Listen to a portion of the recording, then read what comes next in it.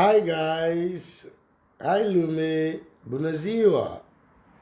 Astăzi vin înaintea publicului și fanilor mei de pe Facebook.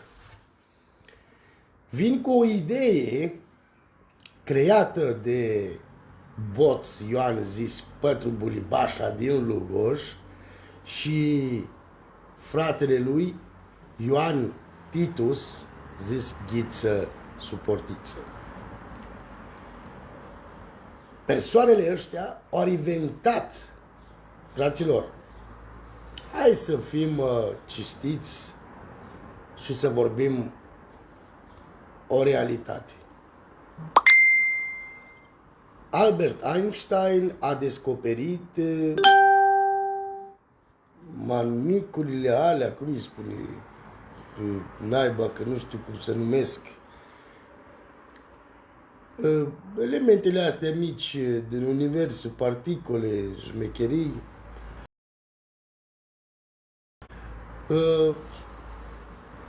Aurel Vlaicu a creat elicopterul, eu știu, șmecherii din astea. Dar ăștia sunt mof cu toții. Ceea ce au inventat Pătru Bulibașa și Ghiță Suportiță sunt cei mai mari inventatori a tuturor timpurilor în istoria umană, fraților. O idee de făcut bani mulți, fără să te miști, fără să faci un efort fizic, doar tehnologic. Și să știți că este o idee foarte, foarte bună ceea ce a făcut, ce a inventat Pătru Bulibașa și Ghiță. Frații ăștia sunt frați. Ce să mai? Trebuia ăștia de la, eu știu unde se livrează premiile. Premii Oscar sau ce naiba, trebuia premiați oamenii ăștia, fraților. De la Cartea Recordurilor Mondial. Trebuiau premiați. Ce mai așteaptă ăștia, persoanele astea care premiez oamenii? Trebuia să-i premiască și pe ei. Au inventat să iasă banul din nimic. S-a creat acum o mașină în Egipt, în desertul Sahara. Poate să facă 70 de litri de apă într-o zi, fără să retragă apa de undeva, doar din aer. Și asta e mof. Pentru că Pătru Bulibașa și Ghiță Titus, ăsta Ioan, Călăraș Ioan Titus zis Ghiță Suportiță, au inventat mașina de făcut bani. Să treci roman. Vă întrebați cum? Arată-ne, de ce, când? Hai să vă arăt și să vă explic. E foarte simplu. Nu e cum credeți dumneavoastră că, dom'le, să faci o chestie ca asta, străbă aia la altă. Nu poți, că eu știu, intervine. Nu. Este foarte simplu cum să poți face mașina banilor. Trebuie să, întâi, trebuie să-ți cauți 2, 3 de la, atenție, de la 2 și 3 boschetari. Știți că avem boschetari prin gară, ăștia care dorm prin șanțuri, prin canaluri. Te-ai dus la ei, le-ai luat copia de buletin, bineînțeles semnătura, apoi te duci și depui, eu știu, mărturii din astea mincinoase. După un timp, poliția vede că le aduci multe minciuni din astea, nu minciuni, pentru poliție sunt adevărăciuni. Și apoi îți va elibera o legitimație de țifon. În caz că ați obținut legitimația de țifon, atunci puteți corupe orice polițist corupt, care este corupt deja. Deci puteți lua relații cu el mai profunde. Deci vă povestesc despre istoria lui Pătru Bulibașa, cum a făcut mașina asta de bani. În timpul ăsta, când sunteți siguri că polițistul corupt este al vostru, cum a fost domnul Tonenche al lui Pătru Bulibașa, comandantul poliției la ora actuală din Lugoj, este creat și înființat de Pătru Bulibașa. Pe banii lui au ajuns polițist, pe banii lui a dat studii, pe banii lui și până la casa lui, până la tot, și nevasta lui, tot pe banii lui Bulibașa. Și atunci normal că execută ordinul lui Pătru Bulibașa, acest comandant. Și dacă face figuri sau vrea să spună ceva, îl aruncă din servicii. Pentru asta, acum, Tonenche, chiar să fie polițistul drept, polițistul erou, nu poate pentru că îl dă în gât țiganul, Pătru Bulibașa. Și îi joacă obligator cum vrea el. Deci, atenție, și asta face parte din mașina banilor. Acum, mai trebuie să ai și un frate, bătăuș, care amenință cu cuțitul, taie și să aibă și câteva muniții, da? Câteva pistoale, automaturi, săbii. Și atunci, fraților, după ce aveți toate astea la un loc, deci un comandant de poliție corupt, un frate bătăiuș, turistimația de țifon, cam atât ți-a trebuit și dai drumul la atac. Și ataci tot orașul. Și a funcționat și mai funcționează încă, atenție, spuneți, bă, a funcționat numai, asta e poveste, istorie, e trecut. Fals! Și astăzi, suntem în 16/8/2021, astăzi și chiar funcționează foarte bine. Și vă întrebați și că n-am cum să vă dovedesc cum funcționează. Ba da, pentru că uitați-vă ce se întâmplă în orașul Lugoj. Un exemplu. Este o poveste, dar un pic mai real așa. Vă dau un exemplu. Orașul Lugoj, nu alt oraș.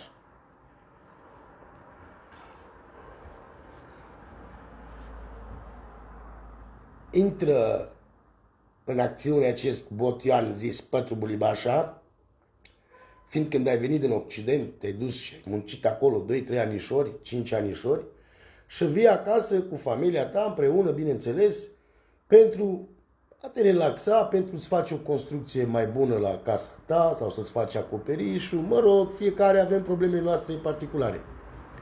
Intervine acest Pătru Bulibașa, sună la Ghiță, Ghiță, vezi că a venit Zlato Barusanu în România.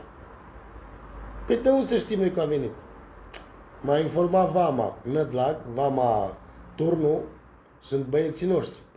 Auzi că acum de 15 minute a intrat în țară. Ok, Ghiță stă la barul lui ăla, care are un bar acolo la intrare în Lugoj, te așteaptă cu mașina să treci pe acolo. În caz că ai trecut și el n-a fost atent, era cu capul altundeva între picioarele lui Garafa, că Garafa e cu el tot timpul, și ai trecut, nu înseamnă că ai scăpat. Hop, mascații! Tonenche și cu mascații lui. Stai mai puțin, stai mă, tu vii la Pătru Bulibașa, vii din Germania, din Italia, din Franța, să-l ataci pe casa lui? Ia să-ți fac o percheziție, mă. Păi nu, domne, că eu vin din Germania, vin acasă, la casa mea, să plătesc și eu impozitul, să văd ce mai am de făcut la casă. Minți! Dă aici o declarație că nu vrei să-l omori pe Pătru Bulibașa. Păi, domne, cine-i Pătru? A, da, țiganul ăla, țifon. Păi cum să-l omor? Pentru ce? Ce mi-a făcut, domne? Băi, semnezi aici sau nu semnezi? Sau te bag în pușcărie pe 50 de ani? Semnezi, domne, semnezi. Te pui și semnezi. Cu escortă, cu mascați împreună și cu domnul Tonenche merge la tine acasă. Stai mă puțin, că Bulibașa ăsta mie mi-a spus, Pătru, că tu ai adus câteva chile de heroină, câteva zeci de tone de cocaina și din astea. Ia stai, mă, să-ți fac o percheziție, fie al dracu de țigan. Să pune, domne, toată mobila care ți-ai adus-o tu din Italia, din Egipt, din, eu știu, din Maroco, de unde ți-ai adus tu mobiluța ta, o fac bucățele.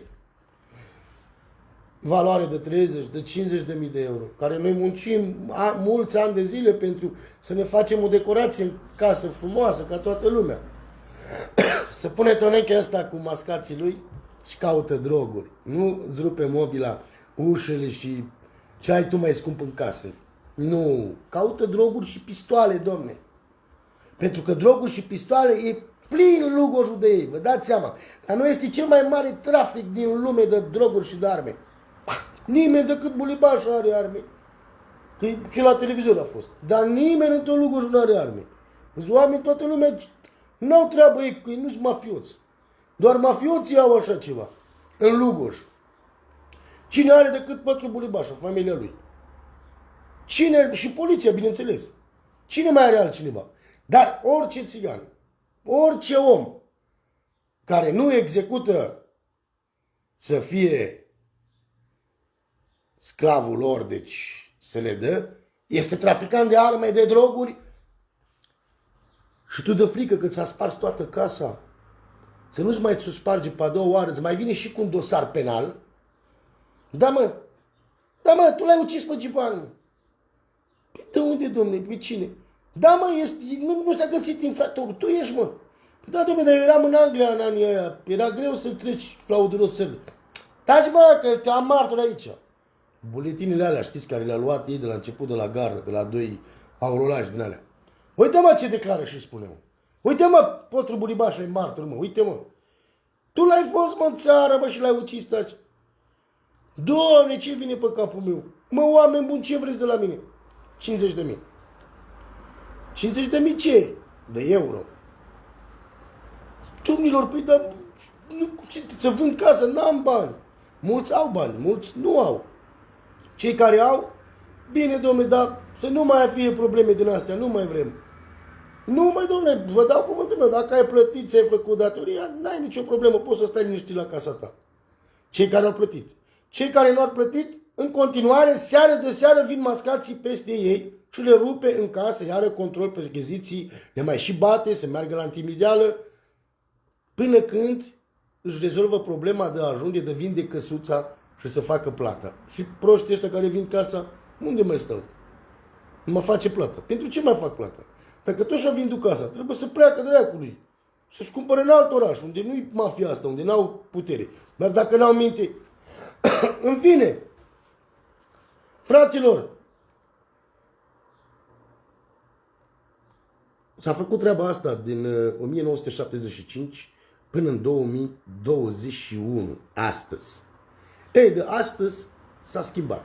Pentru că au intervenit televiziunile, știe, bineînțeles, parchetul general din București, știe DICOT, știe Strasburgul din Franța, știe Belgia, știe Luxemburgul, știe toate țările astea care sunt cu drepturile omului, cu, mă rog, și nu mai poate să continue.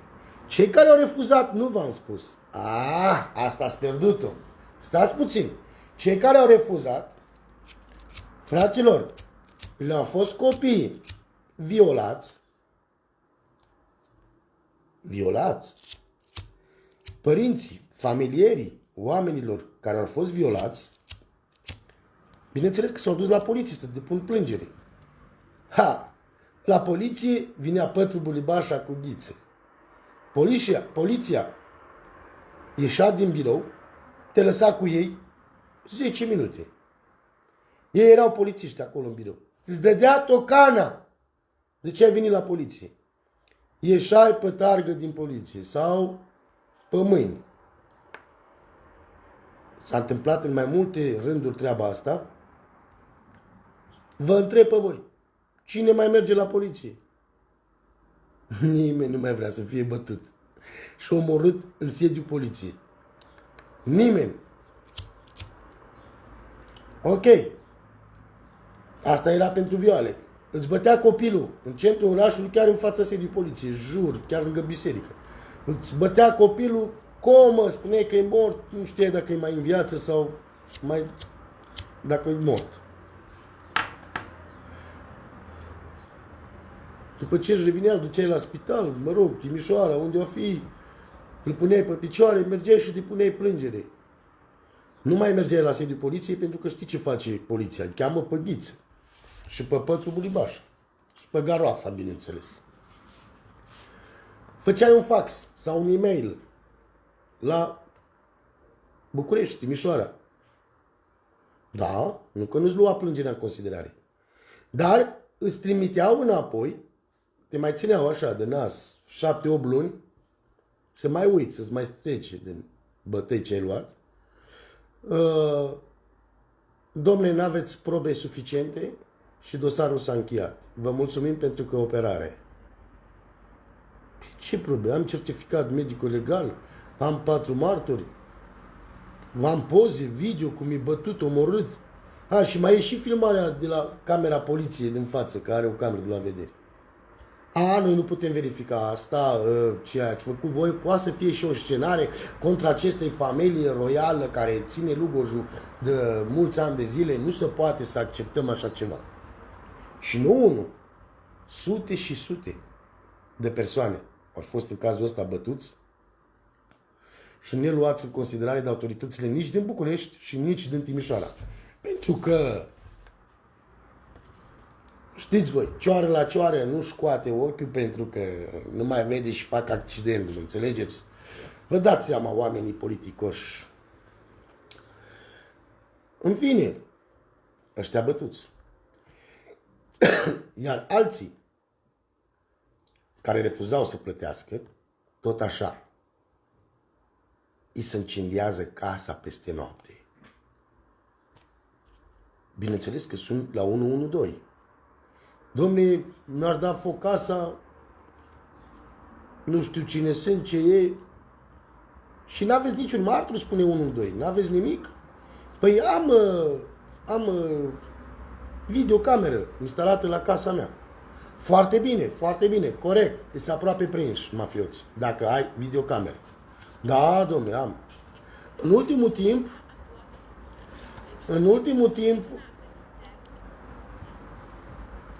se pierdeau CD-urile de video și nu mai ajungeau în instanță sau, mă rog, s-au pierdut, nu știm, chiar nu le-ai pus bine, cine știe, se pierdeau. Și când erau de față, nu putem identifica infractorii, pentru că este o mașină furată.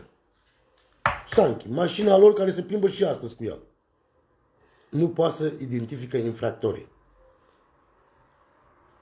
Deci asta este, fraților, dacă cumva ai ieșit pe Facebook, pentru că aici știi că te vede o țară întreagă și o planetă întreagă, și spui, uite, domne, ce mi-a făcut Pătru, uite, domne, ce mi-a făcut Ghiță și comandantul nostru de poliție, ești halit, nici de...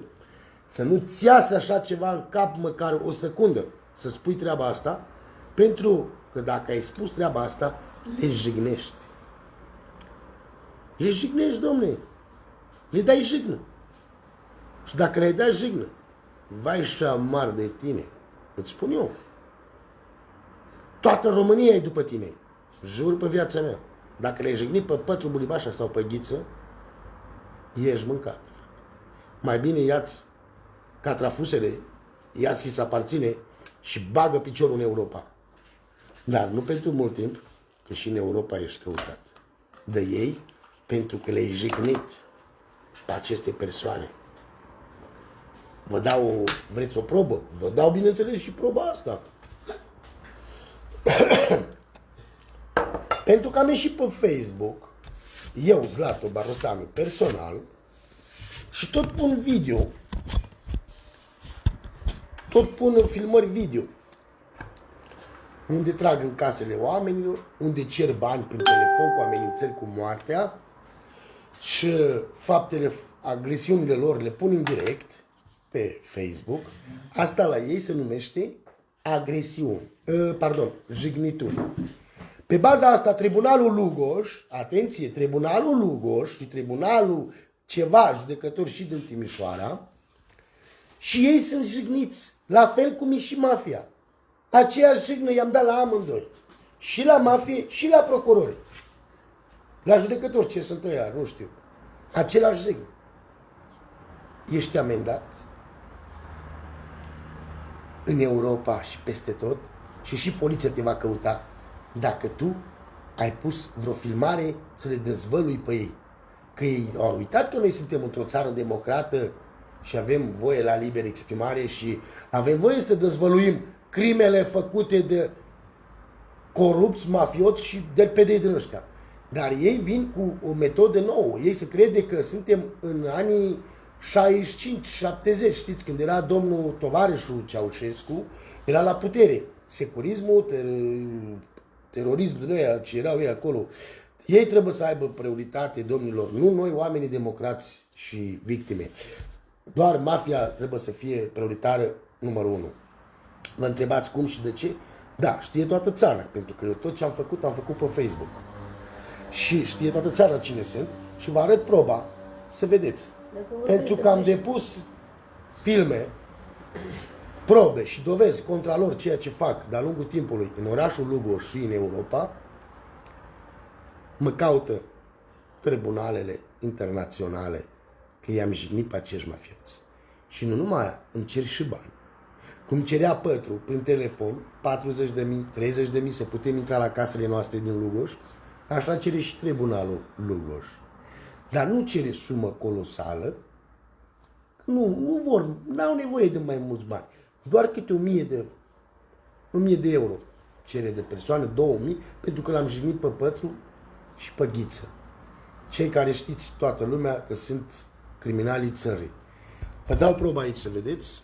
Dacă aduci jigniri pentru președinte țării noastre... Da, când îl jignim pe domnul Claus Iohannis, ne mai supără. Mai spunem, domne, nu ești corect, domne, ai făcut o excrocărie, domne, nu ești comunist, mai spunem și noi acolo de ciudă. De ce Claus Iohannis nu este jignit și nu ne cere bani? Doar Pătru Bulibașa și domnul Tonenche și Ghiță ne cere bani prin tribunal, că nu mai dăm cu forța. Asta e metodă nouă de făcut bani în mafie, fraților.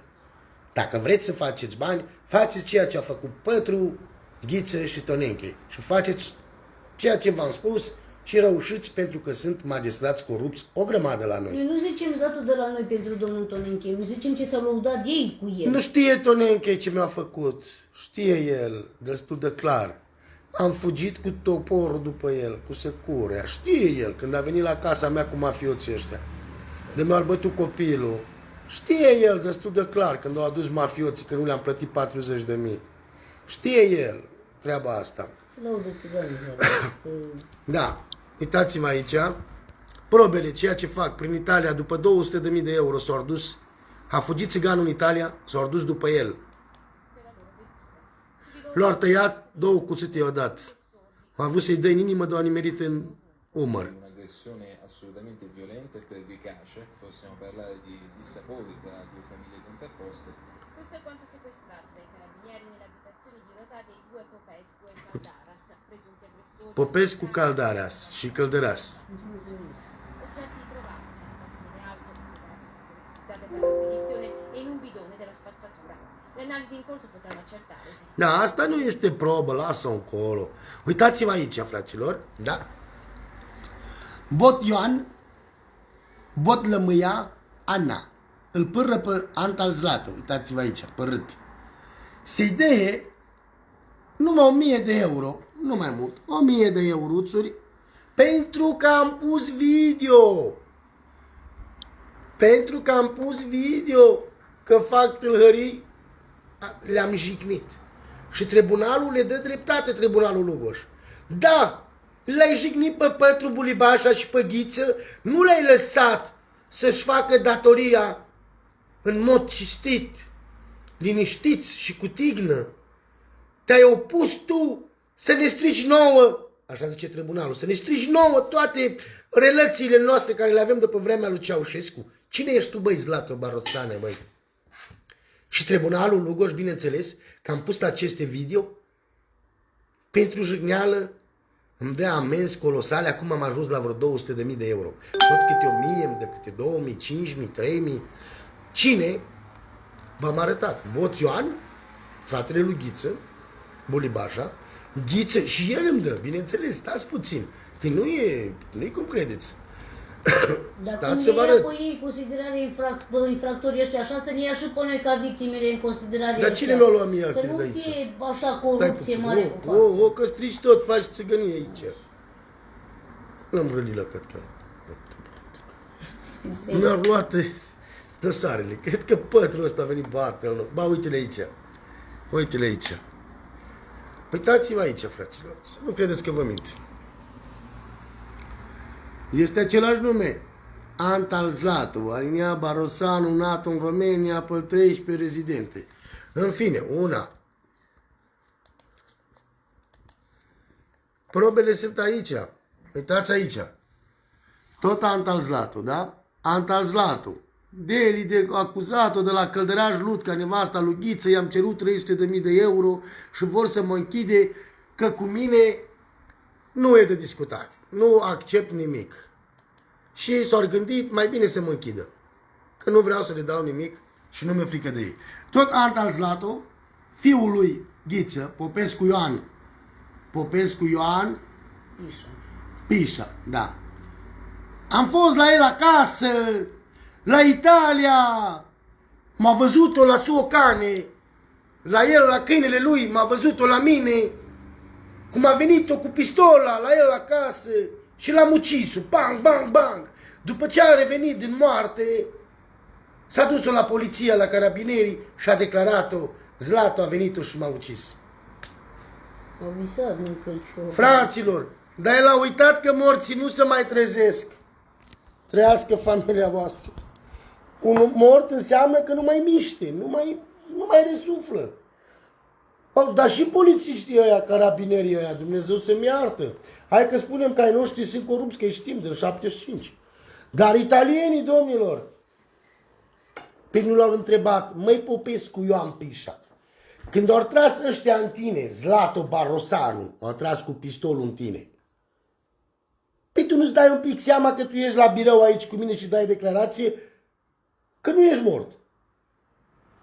Și dacă ești rănit, arată-ne gropile de pistoale, de gloanțe, de, eu știu. Nu i-a pus întrebarea asta poliția, dar a jucat rolul lor. Mă caută, domnilor, pentru crima lui și mortul a depus plângere. Și morții depun plângere, fraților. E dezastru, jur pe viața. E dezastru. Dar ce italian este ăla care vorbea cu mortul? Popescu Ioan Turcu este mortul. Vorbea cu el la masă și a luat declarație și m-a pus pe Interpol să me caute Interpolele, fraților. Că am făcut o crimă, m-am dus la Popescu Ioan acasă și am tras în el. L-am făcut praf în gloanțe. După ce s-a scuturat de gloanțe, s-a dus la carabinieri și a spus că Zlatu l-a omorât. Deci nu a spus că am tras și l-am rănit. Nu! Că l-am ucis-o. Comis-o un delito ucidere cu arma de foc, ce-o spus ei acolo. Bă, fraților, carabinerii ăștia de la Rosa au luat declarații la un mort. Așa văd declarația lor, că așa scrie acolo. Și eu nici nu știu, fraților. Doar am înțeles prin live-urile lor că stau în Italia. Dar ci că au și martori. El și-a cumpărat un copil adoptat, care se numește Ciupu. Un câine micuț. Și acest câine m-a văzut pe mine, este martorul lui Turcu. Și carabinerul a pus numele la câine că m-a văzut pe mine, a făcut hau. Și uite că italienii mă caută, că s-au vorbit între ei, domnul Tonenche, Ghiță, Garoafa și Popescu Ioan ăsta și, bineînțeles, șeful lor, Pătru Bulibașa. Această familie lui Zlatu Barosanu cam face figuri. Din anul 2002, mai bine au plecat, au mai venit în 2017, iar au refuzat să plătească, iar i-am scos din oraș, cu ajutorul poliției, bineînțeles, și acum, în 2021, ăsta nu vrea să ne plătească deloc. Tot orașul plătește, doar ăsta nu. Nu mai avem nevoie de el, deloc. Haideți să-l închidem. Așa. Și în România mi-au făcut, dar din păcate, stați că am uitat să vă spun. Mai trebuie, fraților, să mergi la televiziunea română, cum e Cristian Șabac ăsta, sau cum îl cheamă, Șabadac, să-i dai 10-15.000 de euro, să facă niște scenări, nu știu cum a reușit acest Cristian Șabac, s-a dus fiica lui Pătru Bulibașa, Lămâia, Căldăraș, Lămâia, Ana, să facă o manevră. Cu asta poate să mă caute Interpolul, să mă închidă și ei sunt liniștiți și poate să-și duc activitatea în continuare fără niciun obstacol, fără nimic. Să trăiești, Florin. Au luat niște oameni, nu-i cunosc, le-au băgat în portbagaj, s-au filmat. Cine te-a bătut, mă? Zlato Barosanu, mortul, striga, plin de sânge. Zlato Barosanu m-a omorât. Ăla iar a uitat că morții nu mai vorbesc. S-au filmat, gata. Mi-am pus unde mi-am făcut o glumă pe Facebook cu verișorul meu. Am glumit. Ne-am lăudat între noi cine are mai mulți bani. Bineînțeles, eu lucrez toată ziua, că am atâta firme, cu bani cash, și m-am glumit. Și am arătat niște bani. Da, vinde arme, trafic de organe, cumpără... A făcut Cristian Șabac ceea ce l-a spus. Mafioții ăștia. Când a auzit domnul Tonenche, că nu el a dus filmul la Cristian Șabac, când a auzit, da, Zlatul ăsta e periculos, e căutat de... De cine căuta, mă? Dar e căutat, mă, ce naiba? E căutat, asta e, gata. Tribunalele noastre, fraților, din România, în mare parte, sunt așa cum sunt. Dreptatea ta să-ți faci dreptate, că nu vrei să plătești taxe de protecție, ești halit. Și de poliție, și de tribunal, și de mafie. Am lăsat țara mea în 2002, vă dau cuvântul meu. Dar am mai tentat în 2017 să vin acasă. Iar m-au luat. Acuzatura asta direct, oficial, cu mascații, domne. Jur dacă am stat o zi acasă. Era să mă închidă. Vreau să mă închidă cu poza mea, cu automatul în mână și cu poza mea treba oamenii până oraș. Ori să mă sperie, ori pe bună fi avut, că s-a lăudat lămâia asta, deci că i-a oferit 100.000 de euro lui Tonenche, să mă distrugă, că le-am stricat tot ce au făcut ei din anii 75, că le-am pus pe Facebook. Că degeaba le-am pus, degeaba bă năcăjiți, bă, fraților, că nimeni nu ia nicio altitudine. Nimeni nu ia nici nimic. Degeaba vă străduiți, mă, fraților. Că nu există la noi în România poliție pe bune și la noi sunt fecuri, sunt corupți, sunt bai de viața lor. Fraților, să vedeți că nu sunt băiat prost. Am văzut că toți s-au pus după mine, și poliția, și mafia, și judecători, și toți. Pe toate căile mi-atacă. Că mi-au rencidiat casa de 2 ore. Aia nu e problemă. Mi-a spart 4-6 mașini. 4 ale mele și 2 una lui soră mea și una lui maică mea. Deci 6 mașini în total. Dă-le dracu, n-au nimic. S-au dus și au rupt cavoul lui tata, s-au aruncat pe cripto și m-au amenințat că îl scoate din cripto, mi-au făcut video live. Dacă nu vin în România să dau ce, când au crezut că le dau. Acum sunt convinși că nu le dau. Cred că sunt convinși. De atâția ani de zile mai bine plec din țară, stau prin Occident și nu le dau nimic. Dar cred că nu știu, cred că s-au convins. Cred că s-au convins și sunt sigur că s-au convins pentru că s-au săturat. Mi-au făcut dosare penale, căutări, armată, tribunale, că au văzut că nu mai au nevoie de mine, că eu oricum nu sunt un bun samaritean, să spun, un cetățean care plătesc. Și n-au nevoie de mine. Ce să fac ăștia cu mine?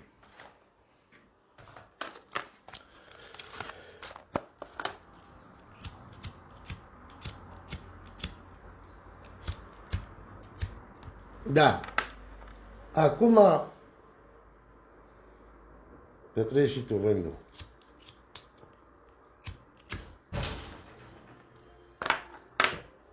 Vezi, mă, că cafa Leonid, gel pe treaba. Da, fraților, asta e mașina de făcut bani în România modernă.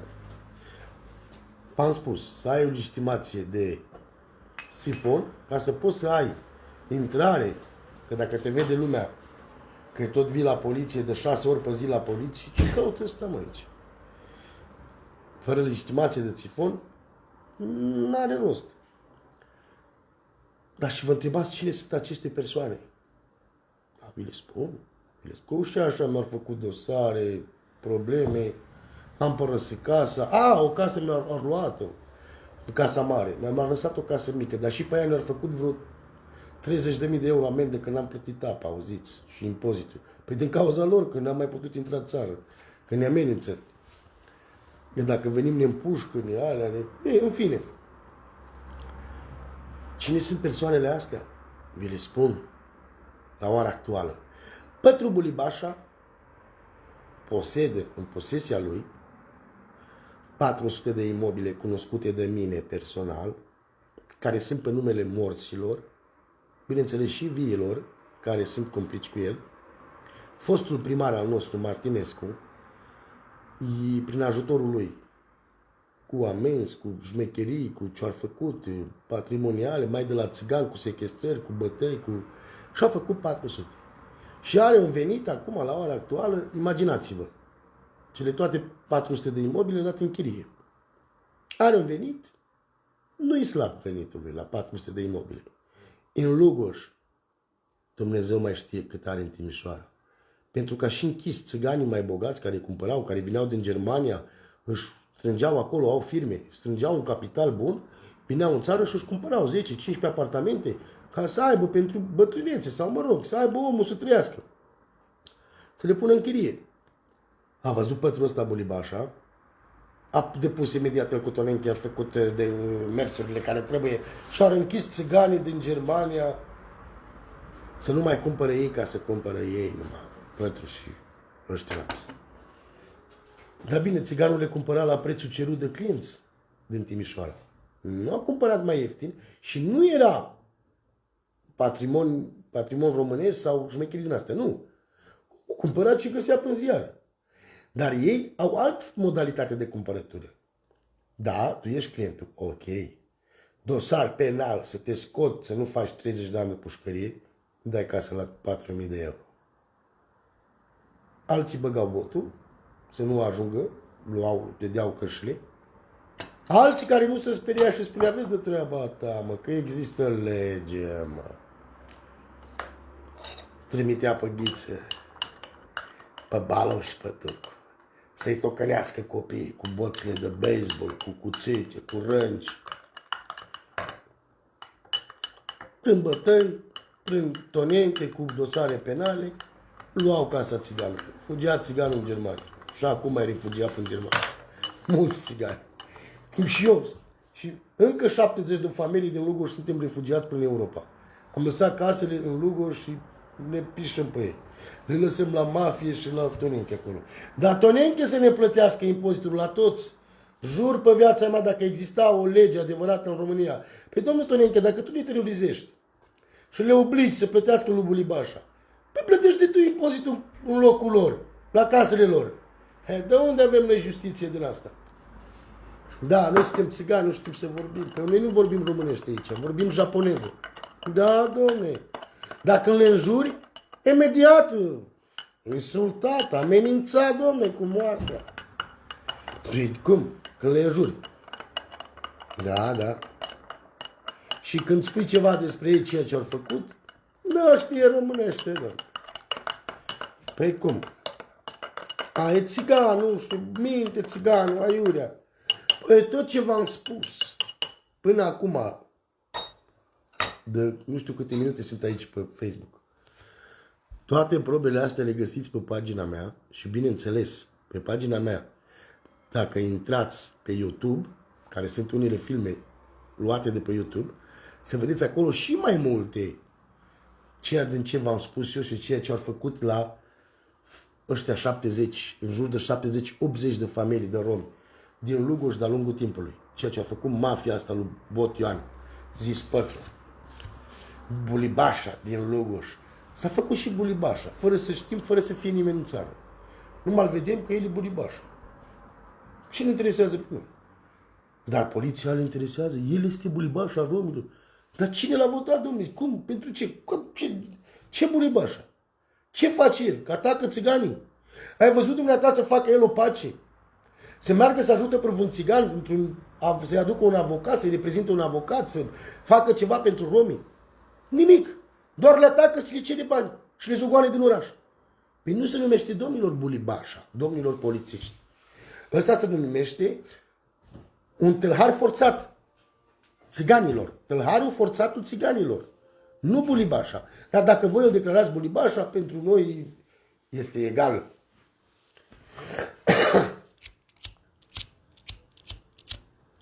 Am de zis foarte multe ce face poliția noastră împreună cu mafia asta.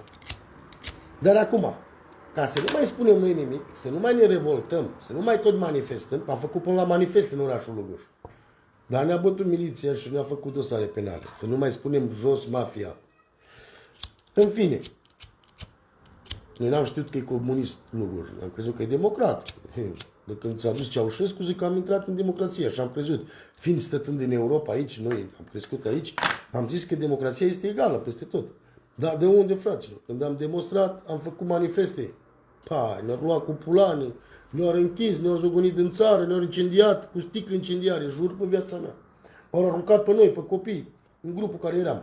Să ne ucidă poliția, împreună cu mafia lui Pătru Bulibașa, cu bodyguardzii lui. Eram încoliți de poliție și de bodyguardzii lui Pătru. Și au aruncat cu sticle incendiare să ne ucidă de vii, să ne arde de vii. Eu am zis că au venit mascații, gata, suntem salvați. A venit să ne leagă, să ne pună acolo într-un colț și ăștia să aruncă cu sticle incendiare pe noi. Am avut noroc de la Dumnezeu că niște copii de-a noștri aruncau cu cărămizi, cu petre în ei și așa ar fugi mafioții și polițiștii ăștia. Și unul a mai tras, dar lui Popescu Ioan, bodyguardzii lui care le-a adus din Arad, au avut un pistol. Nu știu dacă era bun sau nebun din ăla, dar au tras și s-au speriat și poliția și tot, s-au fugit și s-au spart. Când ei s-au spart, noi am fugit fiecare la casele noastre. Dar de dimineață la 6 eram luați din pat, tot orașul, 35 de persoane. Femeile și copiii nu au luat. Femei și copii erau mulți.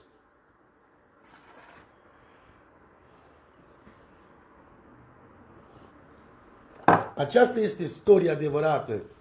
Domnilor, șmecheria adevărată, mașina banilor de făcut bani în Lugoș este ce face Pătru Bulibașa, fratele lui Ghiță și polițistul nostru, comandantul nostru de poliție, care Pătru Bulibașa, 4 comandanți le-a înființat el însuși pe banii lui și le-a pus acolo unde sunt astăzi. Le-a făcut vile, așa se laudă fiica acestui, Lămăița, Graș, Lămăița Ana. Ea spune și pe live-uri încă spune treaba asta. Că comandanții sunt ai lor, când vor ei să le aruncă din poliție, atunci le aruncă. Și așa este. Taie polițiști, le taie mâinile cu săbile. Popescu Ioan, Ghiță, fratele lui Bulibaș. Nimeni nu le dă o secundă de pușcărie. Chiar ucid avocați, faimoși, care se opun contra lor. Avocatul Halas a fost ucis de mâna lui Pătru și Ghiță. Și Popescu Ioan Turcu. Ei declară cu gura lor că l-au ucis pe avocatul Halas. Și poliția noastră a clasat dosarul, nu știu pentru ce. Probabil ar fi luat mit groase. Ok. Dar ce era juridic, avocat? Nu era juridic. Era persoană fizică, normal. Ok. L-au ucis pe miliardarul de la noi, pe Giban? Cine l-a ucis, domnule? Nu știe poliția Lugoș și nici tribunalul Lugoș. Nimeni nu știe nimic. Doar Ghiță și Turcu știe. Au declarat pe socializare de Facebook că Pătru Bulibașa și Ghiță și Garoafa și Bretean, Piticu, au intrat într-o noapte, atâta l-au strâns de gât, până când l-au omorât să-i dă galbeni, monezile de aur. Și au luat 250 de monezi de aur de la moșul care l-au omorât, moșul miliardar. Au declarat ei, când erau beți. Pe Facebook. Pe Facebook! Cine le arestează? Nimeni. A mai murit și o fată tânără la spitalul, chiar în fața spitalului din Lugoș. O fată de 20 de ani, frumoasă și tânără. I-au venit cuțitile, au căzut, nu știu, s-a stricat un nord al nostru știți? Și 28 de cuțite i-a căzut direct în piept. Din cauza norului, nu știu cum a dat, și a venit cuțitele. În piept direct.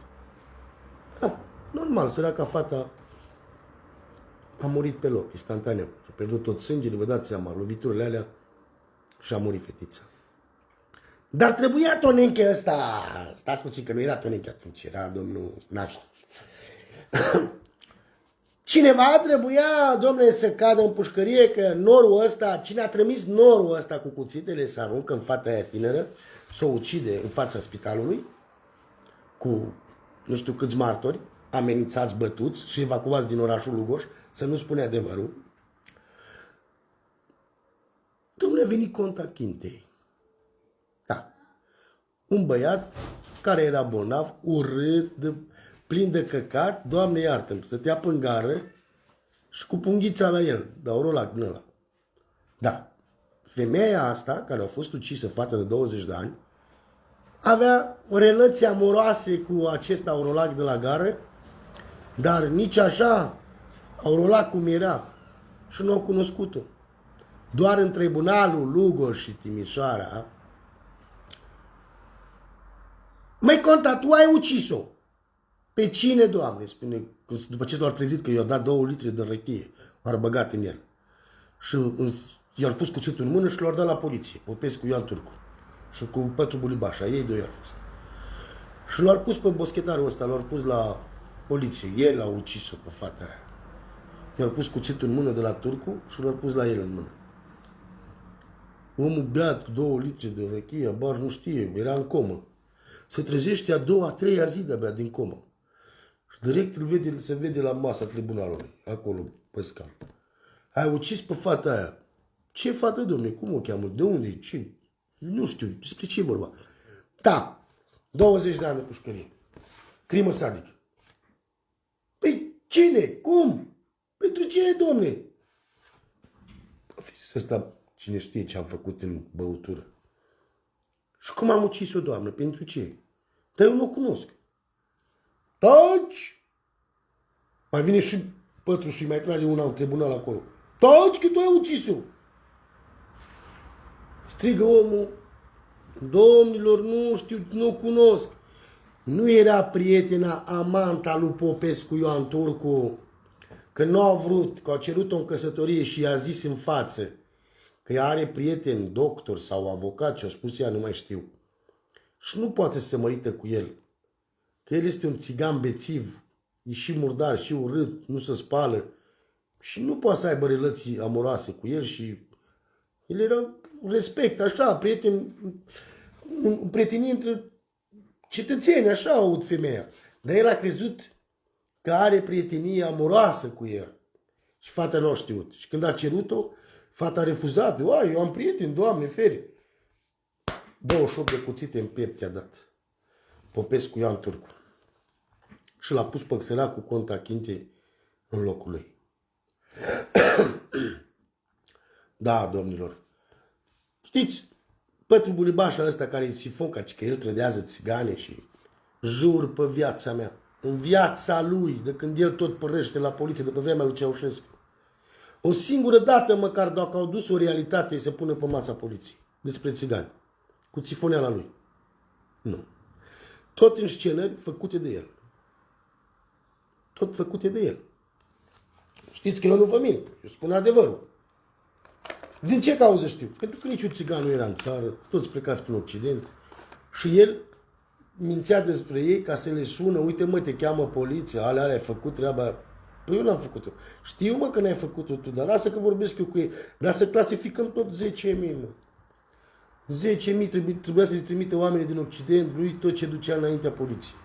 Bineînțeles cu mâncarea poliției la fel.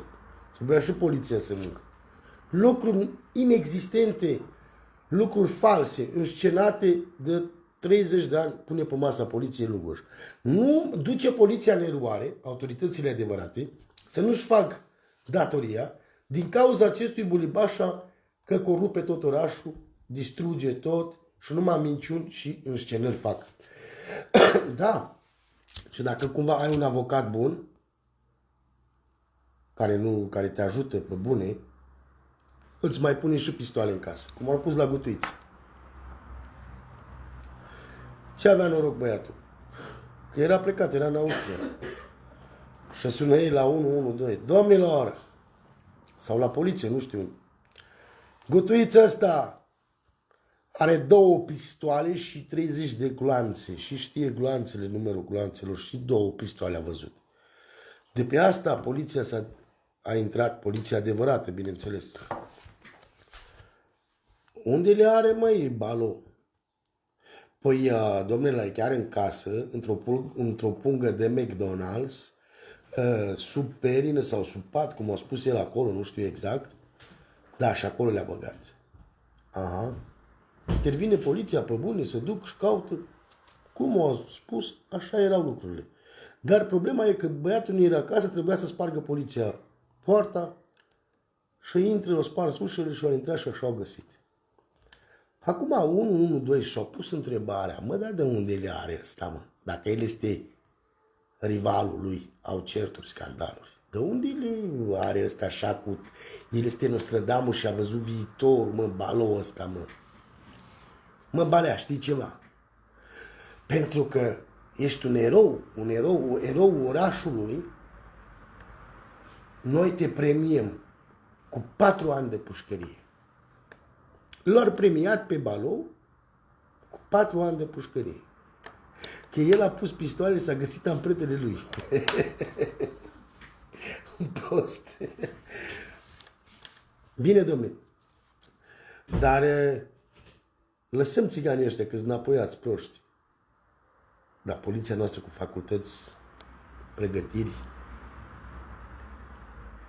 să dau victime înaintea țiganilor ăștia mafioți, ai lor, șefilor, le stă urât de tot.